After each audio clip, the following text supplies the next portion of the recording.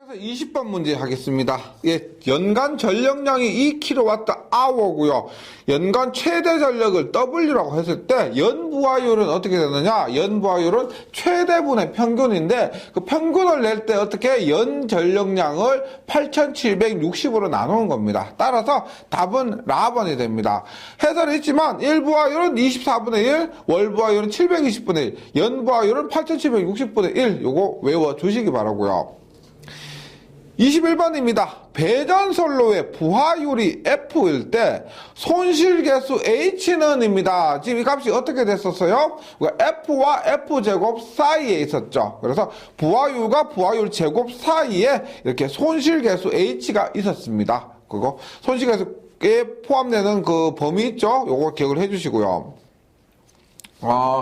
22번 갑니다. 22번. 한번 보세요. 한번 읽어봅니다. 연간 최대 전류가 200A, 배전 거리가 10km의 말단에 집중 부하를 가진 6.6kV 삼선삼선식 배전선이 있습니다. 이 선로에 연간 손실 전력량은 몇 메가와트 아워 정도인가? 연간 손실 전력량입니다. 여기서 단 부하율이 지금 F는 0.6, 손실계수 H는 0.3F 플러스 0.7F의 제곱이고 전선의 저항은 0.25옴/km입니다. 지금 무슨 말이냐면 지금 연간 손실 전력량을 구하는데 이 연간 손실 전력량은 어떻게 구하냐면은 연간 손실 전력량이잖아. 이것은 우리가 손실계수가 주어졌을 때 손실계수를 구할 수가 있다면은 연간 최대 손실 있죠. 연간 최대 전력 손실량 에서 연간 최대에서 그 다음 손실계수를 곱하면은 우리가 연간 전력 손실량이 된다는 겁니다. 연간 손실 전력량이 된다는 거. 그래서 이런 거 최대 손실에서 그 전력 손실 계수를 곱하면 그냥 일반적인 평균 전력 손실이 된다. 이렇게 되는 거예요. 그래서 먼저 구해야 될 것은 보세요. 일단 보세요. 연간 최대 전력 손실을 구해야 됩니다. 연간 최대 전력 손실. 전력량이죠. 전력량이니까 연간 최대 손실 전력량. 예, 이렇게요. 양은 보세요. 지금 3상 3선식이죠. 3상 3선식입니다. 따라서 3배 전력 손실 구할 때 한 선에서 손실이 발생하기 때문에 선이 3선식이면 선이 세 가닥이요. 그 다음에 흐르는 전류 제곱 곱하기 R 곱하기 시간 H가 손실 전력량입니다. 근데 최대 손실 전력량이기 때문에 여기에 이 전류가 최대 전류가 되는 거예요. 얘가 평균 전류가 아니고 최대 전류가 되는 겁니다. 그래서 연간 최대 전류 200A라고 되어 있기 때문에 이 값을 그대로 대입하는 거예요. 따라서 3 곱하기 전류가 200입니다. 200의 제곱이고 그 다음에 저항 R 값이 저항이 0.25옴/km입니다. 1km당 0.25인데 그 거리가 10km예요. 10km. 네, 10km고요. 그 다음에 시간인데 연간이죠. 연간의 시간 얼마요? 하루가 24시간이고 1년은 365일입니다. 365일이요. 근데 여기에서 이 단위가 있죠. 문제 단위가 몇 메가와트 아워인가라고 했기 때문에 이렇게 하면은 뭐요? 킬로와트 그냥 와트 아워가 됩니다. 맞죠? 볼트 지금 전류와 저항을 곱했기 때문에 와트 아워인데 메가와트 아워로 바꾸려면 10의 마이너스 6승이 됩니다. 10의 마이너스 6승. 그러면 이때 연간 최대 손실 전력량은 이 값이 2628 메가와트 아워가 된다. 이 말입니다. 이렇게 했을 때 보세요. 우리가 연간 최대 손실 전력량이 아니고 문제에서는 뭐냐? 연간 손실 전력량이요. 연간 손실 전력량. 이건 뭐다? 2628 곱하기 손실 개수를 곱하면 된다 이 말이에요. 그러면 손실 개수는 지금 공식이 나와 있죠. H는 0.3F 플러스 0.7F의 제곱. 공식이 나와 있으니까 여기에 공식 대입하면 됩니다. F의 0.6이에요. 그래서 0.3 곱하기 0.6 더하기 0.7 곱하기 0.6의 제곱을 하니까 그 값이 얼마냐면은 0.432가 됩니다. 0.432. 따라서 얼마? 2628 곱하기 0.432를 하니까 그 값이 1135.3. 네, 약 35 메가와트 아워가 된다는 겁니다. 이렇게 되는 거. 많이 나오는 거 아니지만은 지금 연간 최대 손실 전력량으로 가지고 연간 손실 전력량을 구하는 방법하고요. 그 다음에 손실 계수는 여기 주어졌기 때문에 그냥 부하율만 대입해서 구하면 되는 겁니다. 예. 이런 문제가 없고 23번 갑니다. 23번 앞으로 지금 말 문제가 계속 될 거예요. 봅니다. 배전계통에서 전력용 콘덴서를 설치하는 목적으로 가장 타당한 것은 우리가 배전계통, 송전계통이 있는데 그 배전계통에서 특히 우리가 역류를 전력용 콘덴서 설치하면 역률이 개선됩니다. 역률이요. 그 역률 개선하는 이유가 뭐냐? 전력 손실 경감이 가장 큰 거죠. 왜? 역률을 개선하면 손실은 역률의 제곱에 반비례하기 때문에. 그래서 역률이 2배가 되면 손실은 4분의 1이 되기 때문에 그래서 전력 손실의 감소가 됩니다. 전력용 콘덴서 조상 설비고 역률 개선하는 것이니까요. 24번입니다. 같은 전력을 수송하는 배전선로에서 다른 조건은 현 상태로 유지하고요. 역률만을 개선할 때 효과를 기대하기 어려운 것은 봅니다. 배전선 손실 저감 맞고요. 설비 용량의 여유 증가. 예, 설비 용량의 여유 증가 뭐예요? 우리가 설비 용량은 변압기 용량은 우리가 역률분의 유효전력이죠. 역률분의 코사인 세타분의 유효전력입니다. 따라서 역률이 증가하면 그만큼 설비 용량, 변압기 용량은 감소시킬 수가 있다는 겁니다. 다시 우리가 변압기 용량은 코사인 세타분의 유효전력이다. 여기에서 역률을 증가시키면 변압기 용량은 감소된다. 그래서 그것이 감소되니까 그 설비 용량의 여유가 증가한다는 겁니다. 여유가 증가한다. 다음은 전압 강화의 경감. 아시죠? 우리 3장에서 했었습니다. E는 V분의 P, R 플러스 X 3년에서 했다. 그래서 우리가 역률이 증가한다는 것은, 역률이 증가하는 것은 세타가 감소한다는 거예요. 세타가 감소하니까 전압 강화가 감소하게 되었습니다. 고조파의 경감. 우리가 역률과 고조파는 관계가 없다. 답은 라번입니다. 25번 배전선의 전압 조정이에요. 전압 조정은 일단 승합기 사용도 맞고요. 그 다음에 라번의 주상 변압기 탭 전환도 우리가 했었죠. 다 맞고요. 그 다음에 병렬 콘덴서도 24번에도 했지만 병렬 콘덴서를 사용하면은 전압 강화가 경감이 됐습니다. 따라서 우리가 병렬 콘덴서 하면 전압 조정도 돼요. 되는데 이건 직접적인 건 아니고 2차적인 거죠. 2차적인. 그러니까 이런 거죠. 우리가 전압 조정하고 싶어서 역률을 일부러 조정한 거 아니죠. 우리가 전력 손실을 감안했을 때 역률을 조정하는 건 더 큰 이유지 전압을 조정하려고 일부러 역률을 조정하는 그것보다는 역률을 조정하다 보니까 전압도 조정된다. 이렇게 이해를 해주셔야 됩니다. 그래서 이것은 병렬 콘덴서는 2차적으로 조정하는 것이지만 전압 조정 방법은 맞습니다. 근데 저전압 계전기 사용, 저전압 계전기는 뭐예요? 언더 볼테이지 릴레이죠. 우리가 저전압, 그러니까 전압이 떨어지면은 동작하는 것. 그래서 이것은 전압 조정 방법이 아니고 고장이 났을 때 검출하는 방법입니다. 고장이 났을 때 우리가 그것을 검출하는 것이 저전압 계전기고 전압 조정 방법에는 포함되지 않는다. 26번입니다. 고압 배전선로 중간에 승합기 설치하는 목적은 승합기를 왜 설치해요? 말단의 전압 강화가 감소하기 때문에 떨어지기 때문에 말단의 전압이 많이 떨어지기 때문에 말단의 전압 강화를 방지하기 목적입니다. 27번 전력계통의 전압 조정 설비의 특징에 대한 설명 중 틀린 것은입니다. 요 부분은 3장에서도 나왔던 건데요. 답은이죠. 동기조상기는 조정의 단계가 불연속적이나 아니고 동기조상기가 연속이고 직렬 콘덴서 및 병렬 리액터가 불연속이다라는 겁니다. 답은 28번입니다. 이런 문제가 지금 지문이 길잖아요. 길기 때문에 이런 문제가 어렵습니다. 하나하나 다 따져보셔야 돼요. 28번 배전선로에서 수용과의 공급 전압의 허용 범위 내에 유지하기 위해서 적용하는 방법이 아닌 것은입니다. 갑. 배전 변압기에서의 전압 조정에는 고압선 각 부의 전압에 따라서 배전 변압기의 사용 탭을 적절하게 선정한다. 맞고요. 나 66km 이하의 변전소에서 전압 조정에는 모선 또는 급전사마다 정지형 전압 조정기 이거 3장에서 했었죠. 그래서 설치해서 조정한다. 우리나라에서 배전선로에서 전압강 한도를 10% 잡고 우리가 380V에서 얼마?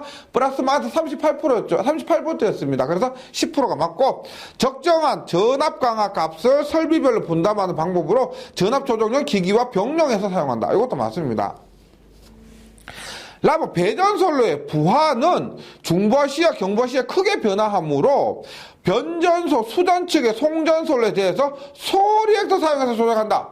우리가 소리액터는 뭐요? 지락사고 시 지락전류를 감소하는 거죠. 우리가 중성점 접지 방식에서 사용했던 것이 소리액터지 이것이 뭐 전압 조정 이런 것과는 무관합니다. 여기서 소리액터가 아니죠. 예. 29번 최근에 초고압 송전 계통에서 단권 변압기가 사용되고 있는데 그 이후로 볼 수 없는 것은입니다. 단권 변압기를 사용하면 단권 변압기가 1차에만 권선이 감겨있기 때문에 중량이 가볍고요. L 성분 등이 L이나 R 성분이 작기 때문에 전압 변동률이 작고요. 효율도 높습니다. 왜? 동선이 작기 때문에. 근데 단락 전류가 적다. 우리가 L이나 R 성분이 작기 때문에 임피던스가 작아요. 임피던스가 작은데 단락 전류는 임피던스에 반비례하죠. 따라서 단락 전류나 단락 용량은 큽니다. 예, 기억해 주세요. 단권 변압기는 단락 전류나 단락 용량이 큽니다. 답은 4번. 30번 가볼게요. 30번. 전격전압 1차 6600V, 2차 220V 단상 변압기 2대를 승합기로 V결선해서 6300V 삼상 전원에 접속하면 승합된 전압은 약 몇 볼트인가 합니다. 이거 무슨 말이냐면 뭐 어렵지 않은데요. 이렇게 되는 거죠.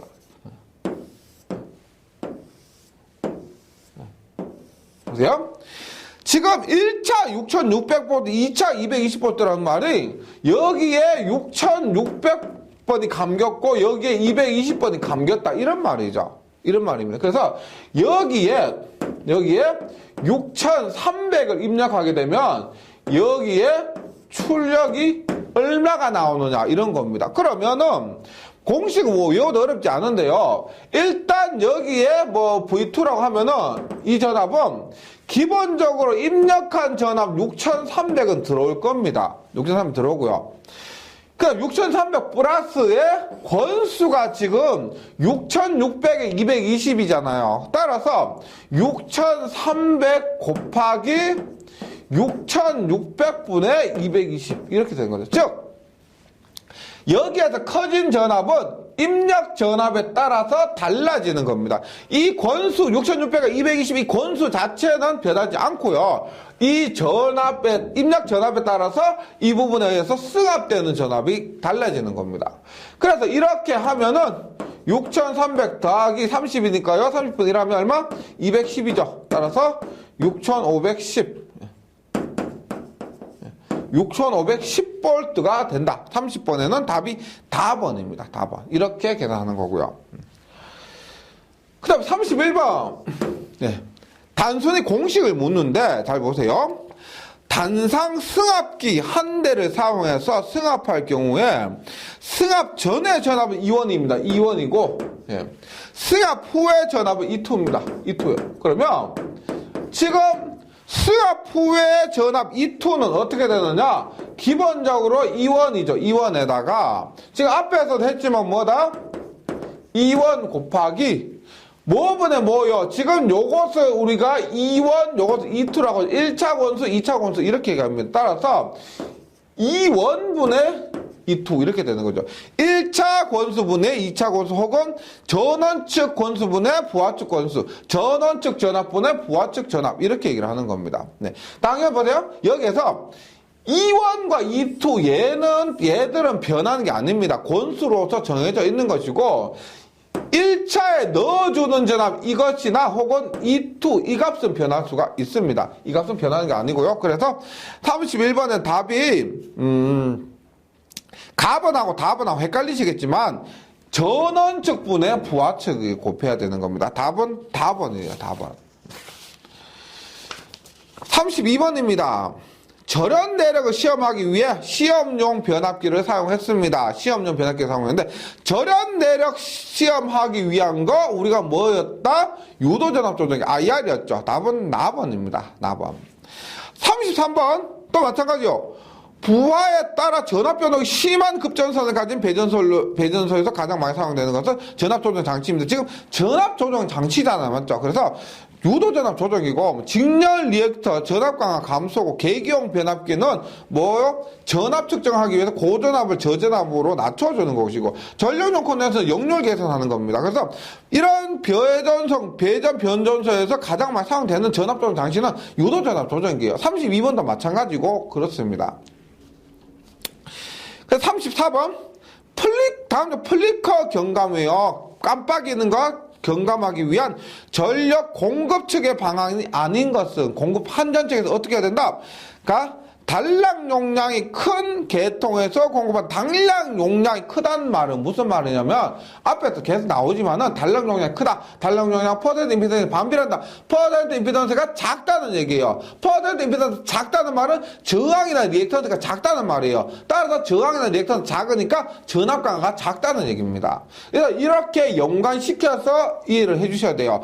즉 단락 용량이 큰 계통에서 공급한다. 이것이 맞다 아니다. 이것보다 단락 용량이 왜 이렇게 크면은 큰 계통에서는 왜 전압 강화가 작고 플리커가 방지가 되는지 이런 것들을 고려를 해보셔야 된다는 겁니다.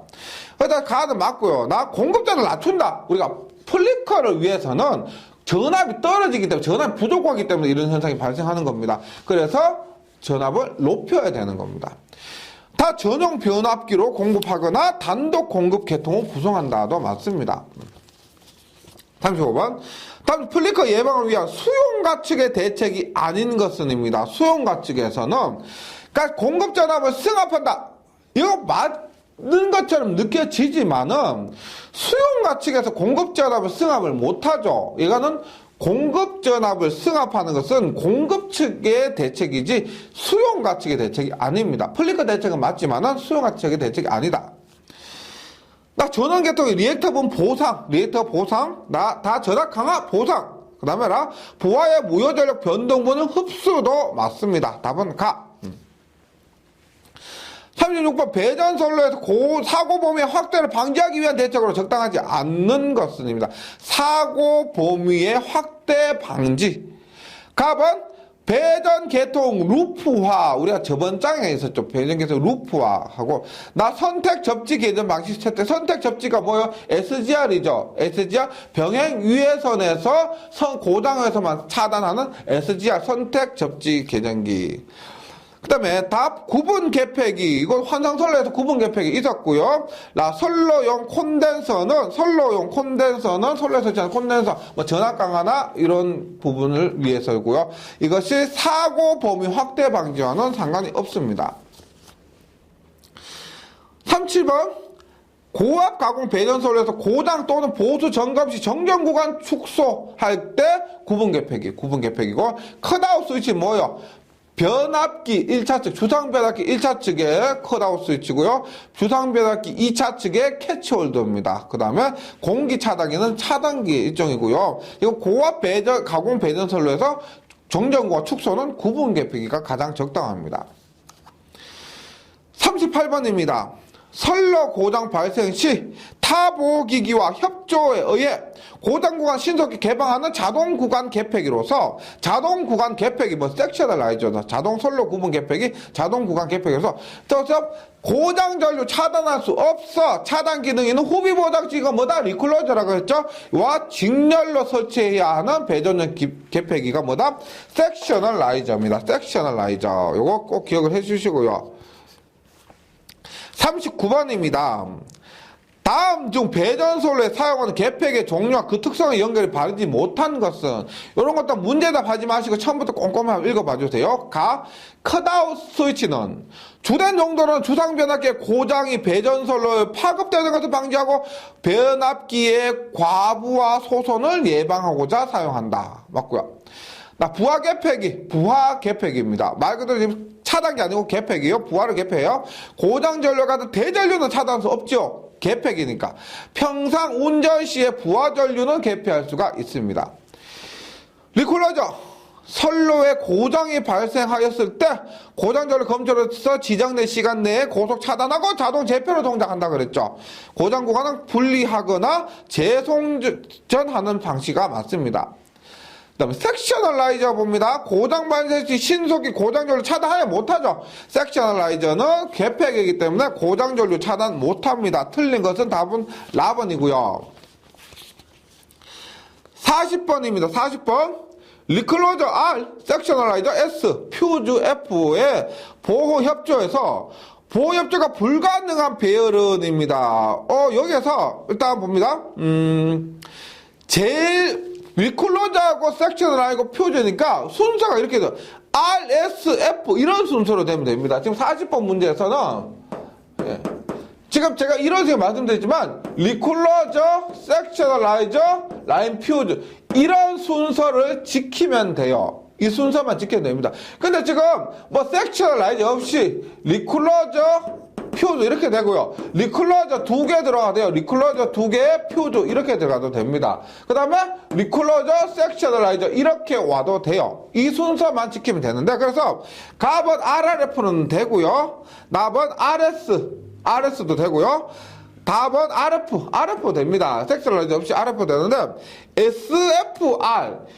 SFR 이렇게 되면은 우리가 이 리쿨러저가요, 이 섹셔널라이저의 후비 보호 장치입니다. 후비 보호 장치이기 때문에 이것이 더 왼쪽에 있는 것이 맞습니다. 따라서 40번에는 답이 라번이에요. 불가능한 조합. SFR은 안 된다는 겁니다. 41번. 가공 배전솔의 부하 분기점이 하는 거 섹셔널라이저 자동 선로 구분 개폐기가 됩니다. 자동 선로 고장 발생 시 선로의 타 보호기기와 협조해서 고장 구간을 신속하게 개방하는 거 자동 선로 구분 개폐기 혹은 섹셔널라이저가 됩니다.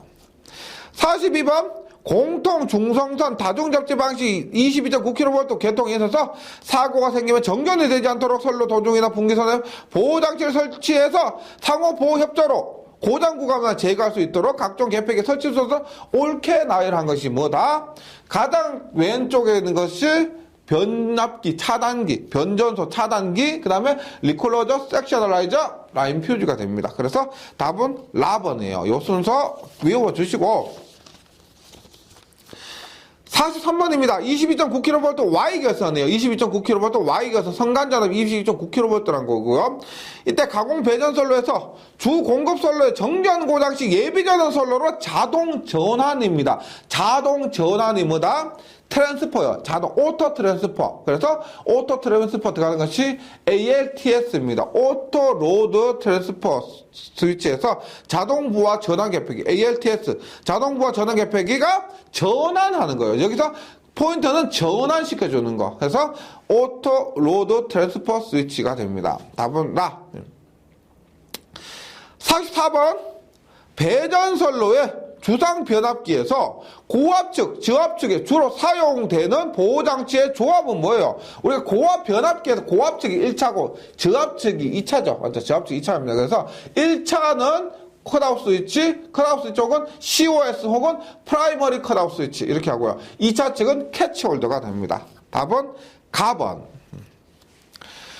45번 주상 변압기에 설치하는 캐치홀더는 2차 측이요. 2차 측. 우리 캐치홀더, 조금 누에고치 있죠? 누에고치인데, 좀 길다란 누에고치처럼 생겨가지고, 까만색으로 된 거 있습니다. 길 가다가 한번 보시면 쉽게 보실 수가 있어요.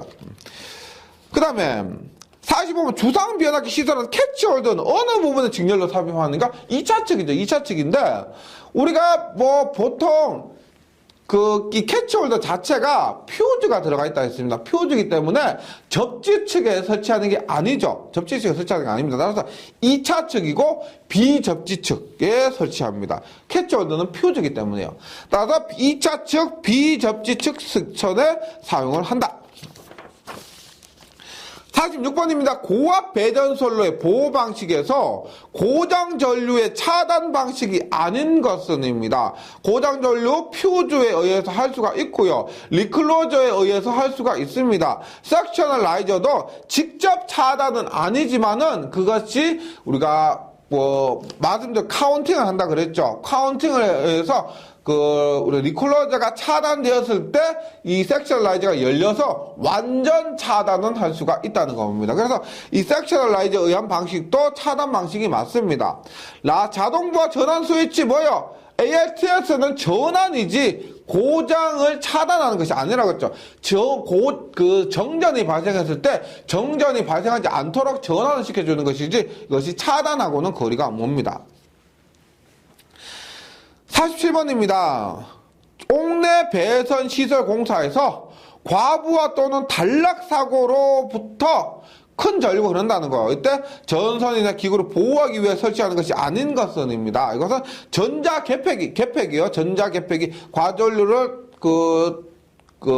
감지하면 전자적으로 개폐해 주는 것입니다. 그다음 브레이커가 차단기죠. 우리가 NFB가 배선용 차단기 NFB 혹은 노퓨즈 브레이커 그럽니다. 그래서 현장에서 브레이커 해서 차단기라고 해요.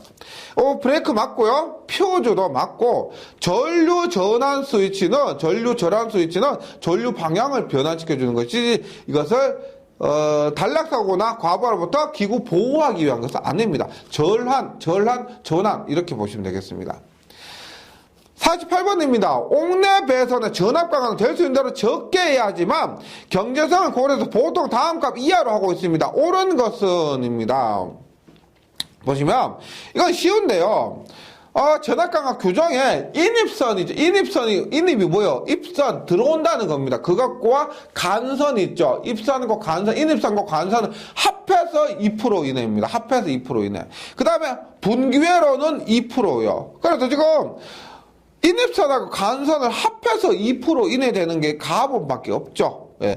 지금 나번 합해서 4%, 다번은 3%, 라번은 합해서 3% 이렇게 되니까 인입선과 간선을 합해서 2%다. 요거 기억을 해주시면 되겠습니다. 그 다음 분기회로도 2%예요. 이것은 내선 규정 이런 곳에 있는 거니까요. 49번입니다. 옥내 배선의 보호 방법이 아닌 것은 옥내 배선 보호는 과전류로부터 보호합니다. 지락 사고로부터 보호하고 절연 접지 보호를 합니다. 전압 강화 보호란 말은 없죠. 전압 강화를 감소시킨다 이런 건 있지만 전압 강화로부터 보호한다 이런 용어는 잘 쓰지 않고요. 그래서 답은 4번입니다. 50번입니다. 전기 공급 시 사람의 감전, 전기, 기계류의 손상을 방지하기 위한 시설물이 아닌 것은입니다. 봅니다. 보호용 개폐기 맞겠죠? 과전류 차단기 맞을 것이고, 누전 차단기는 맞을 것이고, 축전기는 뭐요? 축전지, 우리가 일종의 건전지 같은 건데, 정전이 됐을 때, UPS에 이런 축전기가 들어가 있습니다. 정전이 되었을 때, 이 축전지에 전기를 축전해 놓고, 정전이 됐을 때 공급을 해주는 겁니다. 그래서 요거는 당연히 손상 방지 이런 것과는 거리가 멀고요. 51번 배전반 및 분전반 설치 장소로 가장 적당한 것은 이거 배전반, 분전반 이런 것은 눈에 잘 보여야 됩니다. 일단 조건이 눈에 잘 띄는 곳 이런 곳이에요. 그래서 노출된 장소가 돼야 됩니다. 노출된 장소. 보수 및 점검을 용이하도 눈에 잘 띄어서 노출된 장소여야지. 어디 꽉꽉 숨겨놓으면 예를 들어서 건물에 불이 났어요. 불이 났는데 불이 나면 전기 합선으로 불이 났으면 근데 소방관이 오죠. 불 끄러 와서 전기를 먼저 내려야 됩니다. 내리는데 분전반이나 이런 것들 찾다가 시간 다 보낼 수 없기 때문에 눈에 잘 보이는 곳에 설치를 해야 된다는 거예요. 52번 폐쇄 변전반 폐쇄식 큐비클입니다. 큐비클형 우리가 앞에서 나왔지만은 캐비넷 같은 곳에 전압계, 전류계, 역류계, 계경, 변압계 이런 것들 모두 넣어놓은 곳을 폐쇄식 배전반, 큐비클형 배전반 이렇게 얘기를 합니다. 사라고 하는 주된 이유는 뭐냐? 그런 것을 밀폐시켜서 폐쇄를 시켜서 사람에 대한 안전을 도모하는 거죠. 답은 나번입니다. 53번 다음 중 전동기 등 기계기구류 내의 전로의 절연 불량으로 인한 감전사고 방지하기 위한 감전사고 방지입니다. 그러니까 외함 접지를 해요. 접지를 해서 감전사고 방지하고 나 저전압 개전기 우리가 누전이 됐을 때 저전압으로 떨어질 수가 있습니다. 그것을 감지하는 저전압 개전기 저전압 사용. 그다음에 그냥 저전압 감전 때문에 전압 자체를 낮게 한다는 거예요. 전압 자체를 낮게 하면 우리가 전압을 승합하면 좋긴 하지만 인체 감전을 위해서는 전압을 낮게 하는 것이 더 좋다는 겁니다. 저전압 사용과 그 다음에 누전 차단기도 누전이 됐을 때 그것을 우리 사람이 감전될 수 있으니까 누전 차단기 설치해서 누전이 됐을 때 차단하는 것이고요. 퓨즈 설치도 그럴싸하지만은 앞에서 누차 말씀드렸죠. 퓨즈 자체가 단락사고 방지입니다. 단락사고의 방지이기 때문에 이것은 감전하고 상관이 없어요. 우리가 감전은 누전이 됐다는 것은 그래도 그런 단락사고보다 작은 전류가 흘러요. 작은 전류가 흐르는데 단락전류 굉장히 큰 전류가 흐릅니다. 그래서 이 퓨즈는 단락사고 방지이기 때문에 감전사고 방지와는 거리가 먼다는 겁니다. 계속해서 54번에 변전소 군에서 보폭전압을 저감하기 위한 방법이요. 보폭저감이랑 전압이랑 뭐냐면 우리가 사람이 이렇게 있잖아요. 이렇게 하면은 사람 이렇게 하면 이 사이에 저항이 있죠. 저항이 있고 이 땅속으로 이제 우리 벼락을 이렇게 쳤어요. 벼락을 이렇게 쳤어요. 쳐가지고 땅속으로 이렇게 전류가 흐르게 됩니다. 그러니까 실제로 이렇게 큰 전류가 흐르게 되면은 이 사람과 사람 보폭 사이의 저항과 여기에 흐르는 전류에 의해서 여기에 전압이 걸리죠. IR에 의해서. 이 전압을 우리가 보폭 전압이라고 합니다. 보폭 전압이요. 이 보폭 전압을 저감하기 위한 방법인데, 그러니까 접지선을 얕게 매설한다가 아니고 우리가 이거 피대기에 접지선 이거 오는데 얕게 매설할수록 전류가 사람의 영향이 크겠죠, 맞죠? 깊게 매설해야 사람에 대한 영향이 적다는 겁니다. 그래서 틀린 것은 답이 가번이에요. 접지선은 얕게 매설한다가 아니고 깊게 매설해야 됩니다. 그다음 메쉬식 접지 방지법을 채택하고 메쉬 간격을 좁게 하는 접지를 있죠. 그물처럼 이렇게 엇갈리게 설치하는 것을 메쉬 접지 방식 이렇게 얘기합니다. 그 다음에 자갈 또는 콘크리트를 타설한다. 전류가 잘 흐르지 않도록 자갈이나 콘크리트를 타설하고 그 다음에 철구, 가대 등의 보조 접지를 합니다. 이렇게 하면은 보폭 전압을 줄일 수가 있는데 접지선은 깊이 매설해야 된다는 거예요. 55번이에요. 다중접지 3상 4선지 배전선로에서 고압측 1차측 중성선과 2차측 중성선 전기적으로 연결하는 목적은입니다. 요거는 이렇게 보시면 돼요. 55번에 우리가 변형이 이렇게 있어요. 고압측과 저압측이요. 이렇게 했는데 지금 1차 측과 2차 측이 혼촉이 된다는 말은 얘가 지금 여기에 자기장이 발생하죠. 자기장이 이렇게 발생해서 1차 측과 2차 측이 거의 붙어버리는 겁니다. 그래서 만약 1차 측과 2차 측이 자기장에서 혼촉돼 붙었다고 하면 이렇게 해서 전기가 2차 측에 큰 전류가 흐르게 됩니다. 그런데 지금 얘하고 얘가 떨어져 있기 때문에 그래요. 그런데 1차 측과 2차 측을 전기적으로 접지를 하잖아요. 접지를 하게 되면은 이렇게 되는 거예요. 얘가 혼촉이 됐을 때 어떻게 이렇게 지금 접지가 지금 붙어 있지 않을 때는 이렇게 흘러버리는데요. 이렇게 해서 이렇게 흘러버려요.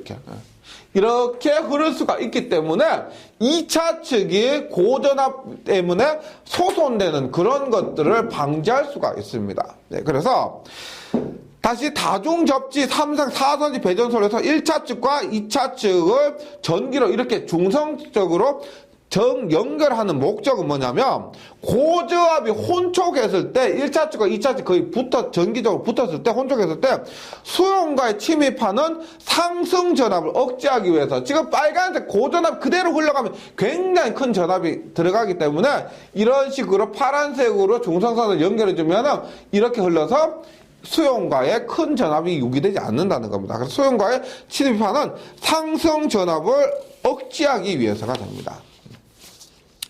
그 다음 마지막 56번입니다. 배전설로 접지 목적과 거리가 먼 것은 고장전을 크게 억제는 우리가 뭐다? 중상전 접지 방식에서 소호 리액터 접지 방식의 특징이었지, 배전설로 접지에서 고장전을 크게 억제 요것과는 거리가 멉니다. 답은 가번이고요.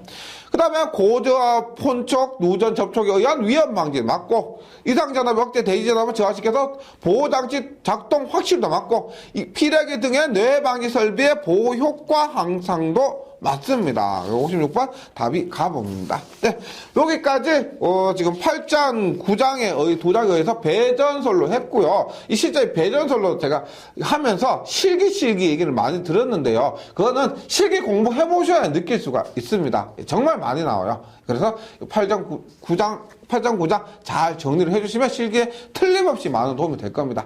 잘 정리해 주시고 저는 다음 시간에 다시 뵙겠습니다. 수고하셨습니다.